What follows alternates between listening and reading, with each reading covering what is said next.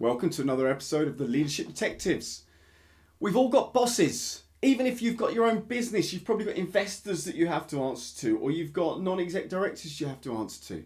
If you're in a large corporation and you're in middle management or you're in first line management, you've always got a boss to answer to. So how do you upward manage? Really key element of leadership for the good of your team, for the good of yourself, for the good of your business is to really learn how to upward manage. So in this episode, Albert and I are looking at all of the things we've learned, all of the things we've seen on good practice around upward management. We do hope you enjoy this episode and find it useful. We're also offering a free leadership coaching session for anybody who'd like to improve their leadership or explore how they could improve their leadership. So please go to www.leadershipdetectives.com and just send us a message through there. Hope you enjoy the episode. Look forward to hearing what you think.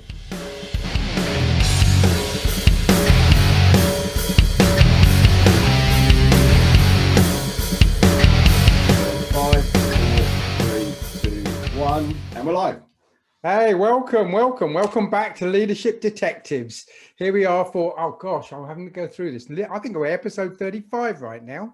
35 or 36, yeah. Something like that. So welcome. Good to see everybody here today. Neil, how are you? You good? I'm pretty good, actually, yeah. No, I've had a good day today. Very productive, motivated day. It was actually interesting this morning. I had a conversation with someone who's a coach. It wasn't a coaching session. Yeah. But we were talking about just stuff in general, working with entrepreneurs and stuff. And he said to me, I was talking about some of the frustrations I have with not getting on with things I want to get on with. And he said, what's stopping you? And I thought, damn, I ask that question all the time. And he asked me that question, what's stopping you? And I couldn't think of a good answer. And all I could think of was excuses. Yeah. And so actually, just by asking that one question this morning, made me productive today, because I thought, actually, I haven't got any skill. I just need to get on with this stuff. Yeah. So no, I'm feeling good. But it's interesting, the conversation you and I had earlier in the week, right? Where we had a lot of different things going on, and it is about stop and just decide what you're going to do. Yeah, we know that we can't multitask. We know that. Right? So it is about just decide where you want to spend your time and energy and get on with it. Yeah. So what we got in store? What we got in store for the guys today? What are we going to tell them today? All right. Okay. So we're going to talk about, doing a drum roll. We're going to talk about a topic we've been thinking about for ages, which is upward management or managing upwards. Mm-hmm. Because whilst we spend a lot of time on leadership and how to lead what's below you, it's absolutely critical to manage upwards as well, whether that's your boss, whether it's multiple bosses in a matrix type environment, whether it's to a board of investors, non-exec directors, chairman. So there's a whole host of people that you've got to lead upwards as well. So that's what we're going to talk about today. Yeah, no, it's an interesting point, actually, because I think we've said a number of times that leadership is also about being brave and courageous and masking your team from a lot of the stuff that comes down on you from above. Yeah. So that's fine coming in that direction, but now let's turn it on its head and let's look at how we work in the other direction as well. Right? Yeah. So when we think about it, so why is this important then? What would you say to the question why it's important to manage upwards? Well, I would say, given that so much of what we want to do with our teams is driven by strategy and direction from above, we don't get the chance a lot of the time to decide what we want to do. We're given direction and we're giving strategy that we're there to execute. So being engaged with that and working well with your boss and having a good relationship with your boss or with other people who influence from above, I think that's one reason why I think it's key. I think there's a number of other reasons, right? Yeah, I think so. You're 100% right. So there's that relationship with your boss makes it better for your team, for your business, for your what you want to get out of it. Mm-hmm. The thought that came to my mind as you were saying that was, so what's the alternative? So don't manage your boss. Yeah. Don't manage upwards. Yep. Kind of keep everything a bit of a secret. Mm-hmm. And then what happens when you go and ask for something? Well, first of all, there's no relationship, I guess, is one thing, right? Secondly, There could be surprises go either way, right? Yeah, You could right. end Yeah, you could end up with surprises because you didn't know, because you didn't stay engaged. yeah, But you really don't want to have your boss being surprised by things that they should have known, not nice to have known, should have known. yeah, I yeah, mean, when we were in the sales world, Neil, it was very obvious what the main currency was we were dealing with. We were dealing with deals and relationship with customers, right? So if you were about to lose a customer, you better know your boss knows that's going to happen and do something to save it. mm. If you just won a customer, wouldn't you want to go tell your boss that? Well, yeah, exactly. I mean, wouldn't you want to make sure that they know what your team has done to help the business that day or that week? Because it helps promote your team, it Mm-hmm. helps your team, and there's nothing wrong with self-promotion, No. so long as it's valid and it's not beefed up to be something it's not. And then it gives them something that they can talk about to their boss, because remember, they've got bosses too. Yeah. So it gives them an opportunity to have something on their radar. And I can think of many examples where I've told someone something and I didn't know they had a meeting an hour later, and Yeah. it's given them something positive to go to their boss or their board and say, we just won this deal, or this has just happened. Yeah. Yeah. Yeah. Absolutely. So I think there are a couple of the good whys there, right?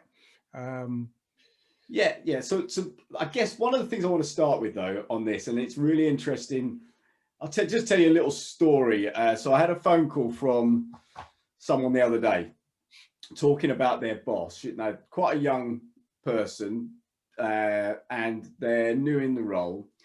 And they were saying to me, my boss doesn't seem to be engaging with me at the moment. And I feel like I'm not doing a good enough job because I don't know whether I'm doing the right things. And I said, well, look, just remember, they're human too. Don't mhm, assume it's anything to do with you. mhm. They're at home sitting in front of Zoom. They've got kids running around. They're probably feeling some of the motivational challenges that people feel at the moment. Yeah. So one of the first tips I give anyone when it comes to how do I manage my boss is remember they're humans too. Yeah. No, really good point. Really good point. Okay. What's your experience of that? Well, but do you know, I've always tried to have a really good relationship with my boss, right? I've always tried to be open, and also on a formal and informal level, right? Mm-hmm. Um, I recognize you're my boss, right? And I recognize you've got authority over me, and I recognize you're in control of my pay and rations and my promotion and all that. I get all that. But I also recognize that we're both human, and we might end up having a beer one day, or we might just be talking about our families or whatever. And again, I don't feel awkward at separating those two things, right? I don't think I've got a really good relationship with you. That means that I've now got to let on not delivering what I've been appointed for. Mm-hmm. So that, again, it comes down to how comfortable you feel having that relationship. But I've most of the time I've always had bosses, and then I look at it and go, have I just been lucky, Neil, with the right bosses, or has it been my approach that's worked? Right? Yeah, true. Although you haven't always had great relationships with some of your senior bosses, so Yeah. it works with the ones who want to have a relationship. Yeah, yeah. But and actually that's a really important point as well. And I was kind of talking to someone yesterday about a frustration they have with their boss. They're in a meeting and he kind of sabotaged the meeting, didn't really help. Mm. And he was asking me, so how should I go and talk to my boss about this? And you've got to be careful. Firstly, you've got to remember, A, they're humans, B, they're your boss. Mm-hmm. And in this particular case, the guy is very senior and owns a big part of the company. So you've got to actually go, okay, what am I hoping to achieve by having this conversation? Is it for my ego to make me feel better that I've told him that I'm pissed off? Yeah, yeah. Or is it actually because I really want to try and fix something? And is it fixable? Or is that just the way they are? And giving them feedback actually might not make any difference. So there is a way of, you've got to gauge that. Is it worth doing, I guess? Yeah, yeah. No, you're absolutely right. What about, have you fed back? Have you ever had to give, tough conversation with a boss about something you didn't want them to do or you were unhappy that they'd done? I think I have had tough conversations with bosses about their behaviour. Now, for those of you that listen to other episodes, you'll Oh know yeah, about one of those, but we won't go down that. I'll go more down the line of how they've worked with me and my team.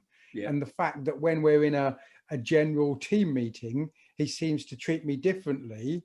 When we're sitting in a leadership meeting in a room, he seems to treat me differently than when I walk into his office and we have a chat. Mm. And what is that? I don't understand that. Now, in the back of my mind, I do. It's about position and it's about he's at the front of the room and he's got his stuff. But I said, that doesn't work for me. It doesn't work for me because I don't know what I'm dealing with. I don't know which boss I'm coming in to see today. And I have a problem with that. But I also understand why they came from that point of view. So did it change anything? No. But did it allow us to have the conversation for them to know how I felt about it? And for them, actually, it became quite apologetic. Mm. They didn't mean to make me feel uncomfortable. And I said, but that's the effect it's having. So it was worth the conversation. I say it didn't change anything in their behavior because that's their style. Yeah. But I think our relationship was better having had that conversation. And now, it could have gone the other way, Neil. It could have got very messy, right? yeah, and I think that's why you've got to be very careful about deciding to have those conversations or not. Yeah. But it does make a good point, though, actually, about, it comes back to the human being piece. Yeah. Is quite often you do see a senior executive, a board member, almost performing a role when they're in a group environment reviewing you, because they are human too. They've got fears as well. They've got egos as well. And they're being viewed by their peer group, perhaps, or they're being viewed by your peer group. And so they have to perform a certain role in those type of environments. So I kind of, again, it's about understanding. If you understand that they need to appear to be the boss, if you understand that they've got an ego, if you understand that they might be scared or fearful, then I guess you can play to that as well to help manage them. Yeah, I mean, my tip for our audience here would be put yourself in their chair. Yeah, great. Put yourself in their shoes, put yourself in their role and say, if you were there, how do you think you would handle that and why? And why do you think that's so different from what they're doing? If indeed it is different, because you might put yourself in their chair and go, do you know, I guess I'd probably do the same thing. Yeah. So just do that, guys. I mean, it's always good to put yourself in, a bit of empathy and put yourself in their position and see what you think, how you think you would act. A really, really key point. And because if you think about sales, it's the same thing. How would a customer react if you were in this? But actually, I think you can accelerate that learning rather than trying to guess it. And I think that, as I was writing down some tips for today, this was my number one tip, was go and ask your boss or your upward manager, go and ask them, what is it they want and need from you? Be really up for ask them, but don't wait for them to come to you. Go to them and ask them so that you can understand. Then you get it clear, right? I just want to clarify, you said you want this, and this from me. Got it now. I'm going to go and do that. Yeah. And why should that be such an awkward thing, guys? There's no reason why you couldn't have that conversation and you get it really clear early on. You don't waste energy and time maybe doing things you don't need to do. You don't create reports you don't need to create, because you might be over egging this because you feel you've got to cover all the bases and it isn't what they want. And the best relationship you can have with your boss is that they're clear about what they want from you and that they tell you they'll come and ask you if they want something different or more. I think that's, and don't wait to try and guess, because you're probably, this is where you get misalignment, because you think they want something and they want something else. So then you've got a mismatch. And when you've got a mismatch, someone's going to get frustrated. Yeah. You get frustrated because you've done too much, or you're frustrated because you've done too little. Yeah. I had a great example actually last year. I was coaching someone who just got a new boss about 3 months in, and he said, I'm really trying to understand what they want from me, because I'm not sure whether they want me to update them daily, whether they want a weekly review of how we're doing. And these are quite senior people. You know, he's not a very touchy-feely type guy, you know, so it's not about the relationship, it's just about facts and figures and numbers and stuff. And I said, well, just go ask him. Go ask him what he wants from you and how he wants to manage you. How does he want to lead you? And he did that, got a really clear answer, which was, just tell me if anything, if I need to know anything, so I'm not embarrassed. Make sure I get to know if any good news, and I only need to talk to you once a week. Yeah. That was, and it was dead clear, and life was so simple after that. Yeah. You know, there might even be a request from your boss that says, and tell me how I can help. I'm happy that you come in and bring me requests for assistance, right? A lot of people stuck in the office in senior roles love the chance to go to a client, right? Mm-hmm. So if you've got a situation that can be helped by him coming to the client or her coming to the client, then invite her along, right? She'd probably be glad to be there. So that was something I wanted to talk about today as well, actually, is how to use your boss or your upward management, how to use them to help you internally and externally. So let's just talk about that for a second. So what advice would you have on the best way of using your upward management to help you internally with your team? I mean, one of the things I would say is they've got a further reach than I have. And they're dealing with other departments and functions across, in a large corporation, across the piece. So they've got further reach, they've got further visibility, they've got further contact. They could represent my team wherever they were. They could talk about how our team add value or don't add value. Why would they say they don't add value? You wouldn't do it. They can talk about they can talk about where we could team with other teams and collaborate to get better outcomes and synergies, right? They can talk about that easier than we can, but they can only do that if they're knowledgeable about what value we can present. So I think that's one area, Neil, that I would say they could do good is having a wider reach and visibility than we do. And what about your boss speaking to your team? Would that add value? Oh, always.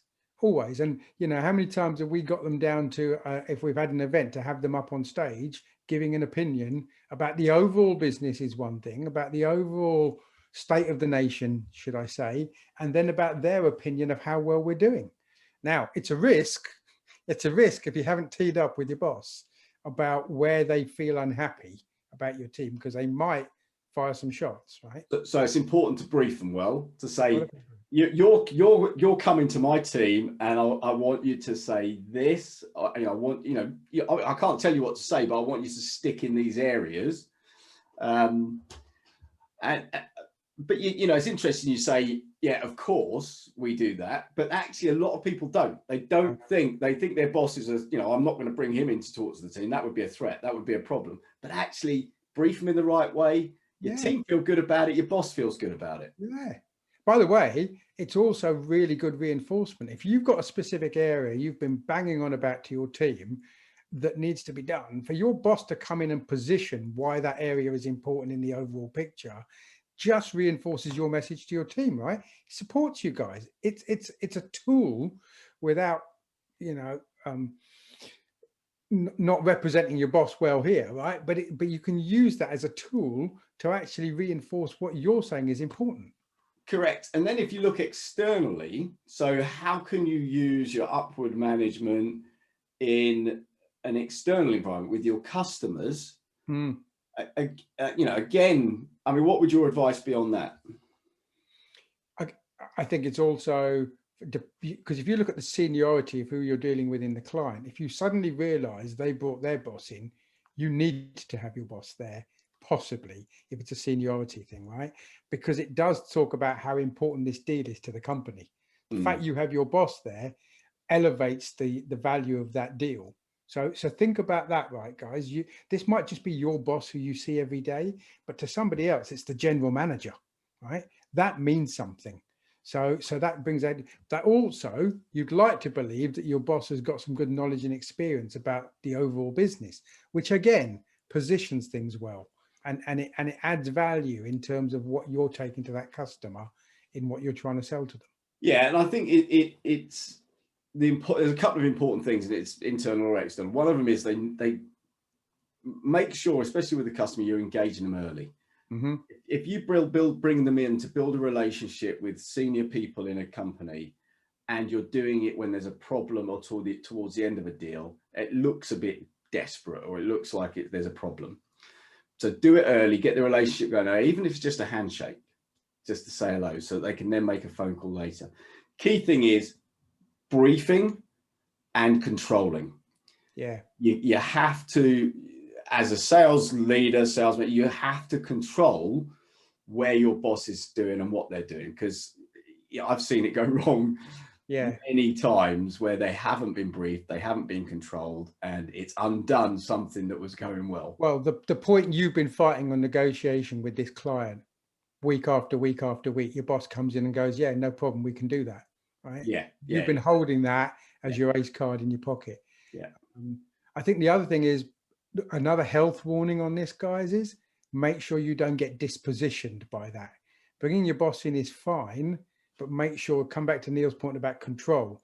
You still own the deal, you still own the relationship.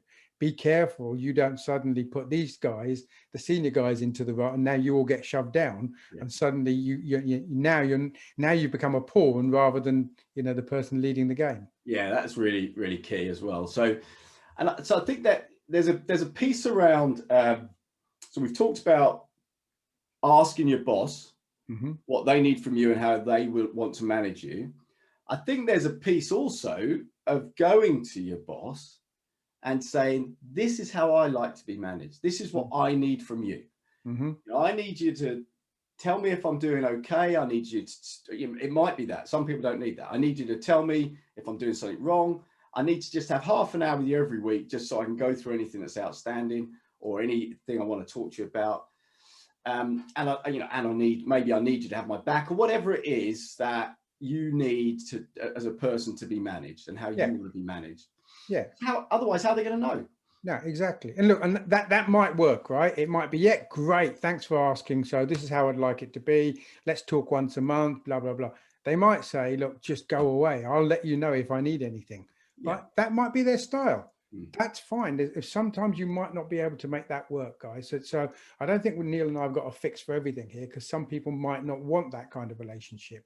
But I think some people would appreciate the fact that you've said, tell me how we should engage. How do you want that to be? Do you want an email from me, or would you rather have a phone call? Do you want to hear from me every week, or do you only want to hear when there's something extraordinary, good or bad? Right? It's just a conversation, right? Why wouldn't you do it? And it leads, that's where communication is kind of the final point I wanted to talk about in this topic. Is we talked about keeping people informed, but when it comes to communication, there's the formal, regular communication, the quarterly business reviews, the monthly business reviews, those kind of things, where you need to make sure you're well prepared. There's no holes in what you're going to say, and so you're coming across as someone who's in control of your area of the business, and you're representing your team and doing a good job representing them. And then there's the informal stuff, the stuff that they need to know because they don't want to be exposed or embarrassed, or they might want to know something, as we talked about earlier, good news that they can share. So those things are really, really key as well. And I think agreeing with them, this might sound a little bit over the top, but I think agreeing with them, what is their preferred method of communication? Some people like just a quick message on WhatsApp, great, or a quick SMS text, that's great. Some people want an email. Some people want you to pick up the phone and actually talk to them. You may know your boss's pattern. I had a boss, by the way, who we used to work in London, and his home was Richmond. I know roughly what time he would be traveling to and from, and that he'd be in his car with a driver, right? He was senior enough to have his own driver. And I know that he did a lot of his communication with his team in his vehicle for that drive, which is probably 45 minutes to 60 minutes, depending on traffic, right? So I knew I could always get him. And I can tell you now, Friday night was a regular chat. Him and he would phone me. He phoned me once on a Friday night, true story, guys. And we chatted for about 20 minutes. And I said, did you want anything, by the way? And he went, nope, just call for a chat. How's the weekend? What's going on? There was nothing to it, right? He just wanted to touch base, and he was probably bored in the back of the car as well, right? So decide with your boss, what's a good method of communication? Do they prefer email, WhatsApp, SMS? Again, that's just a fair thing, because you might send a WhatsApp and not hear anything for, a day, and then say, what the hell? Well, maybe he doesn't look at WhatsApp, right? Or she doesn't look at WhatsApp. You don't know that. So again, it's worth knowing, so you'll know whether you're being ignored or whether you just don't fit with their communication methods. That's fine. Yeah, and I think so. That's where the formal and informal comes in. Make sure there is a formal management system in place, and even if they haven't put one in place, you put one in place. Yeah, and then the informal, that depends on who they are and how that's going to work. Yeah. But I think there's one point I really want to make is if and I do a lot of coaching with people who are struggling with their bosses. They moan about their boss, they moan about constant interruptions, or I have to say to people, look, you own this. You own how you manage your boss and how they manage you. You can control. You can't always control it. If they're an arsehole, you can't necessarily manage that, right? But you can have a lot of influence over managing that human being, influencing that human being, and helping them be better at what they do, so you can be better at what you do. Yeah, absolutely, absolutely. I'll tell you, there's one other area I just want to touch on. Yeah. You and I talked a while ago about how to manage your career. We had one session about managing your people's career, and one about managing your own career. Yeah. There is a piece here about managing your career. This is not all about that, but there is a piece here about that. If you want recognition for the things you're doing, if you want to be rewarded for the things you're doing, then someone needs to know you're doing them, right? Don't make the assumption that through the formal governance that is taken as, and this is the value that Neil Thubburn is creating. And there's, again, you need to feel comfortable with it, guys, but representing the value you've driven for the organization that then benefits your boss as well, there's no reason why you couldn't put that forward as messages. Now, if you're going to go over the top and every week check in and say, these are all the good things I've done, that's a bit over the top. But there's no reason why you shouldn't keep your boss abreast. And if you don't, and then you don't get promotion or you don't get recognized financially, don't be surprised, because maybe the message didn't get through. Yeah, it's a good point. I do say to people, your boss, your customers, they don't have tarot cards. Yeah. They're not getting spiritual guidance on what you're doing for them. If you're doing a good job for a customer, make sure you're telling them. If you're doing a good job with your boss, make sure you're telling him. Yeah, absolutely. If it is a good job, not because you think it's good and actually it's not. But so look, there's lots there about managing upwards, but take responsibility. Remember, they're human. Make sure you understand what they want, and make sure they understand what you want, and then use them, as part of your toolkit for how you manage your team and how you manage your external. Yeah, absolutely. So look, here's us giving this advice in a general form to an audience that we hope is dialing in, and we know that we've got a reasonable following at the moment. But I think, Neil, you wanted to talk directly on a one-to-one basis. Yeah, as well. So look, if anybody would like one-to-one coaching session, a free one-to-one coaching session on their leadership, their management, or them personally, we're offering that. So please reach out to us. If you go to leadershipdetectives.com and just put a note in there to connect with us, and then we'll come back to you and we'll just set up a time when we can talk. Love to look at how we can help you going forward. Yeah. Okay, so fantastic. I'll leave you to close up, mate. Yeah, so guys, I hope that's been useful for you. We wanted to make it very conversational because it's a topic that can go in various areas. So I hope that was useful. Hope you want to take Neil up on the offer that he's put forward there. But in the meantime as well, thank you for your ratings and for your subscriptions. Please keep that coming in.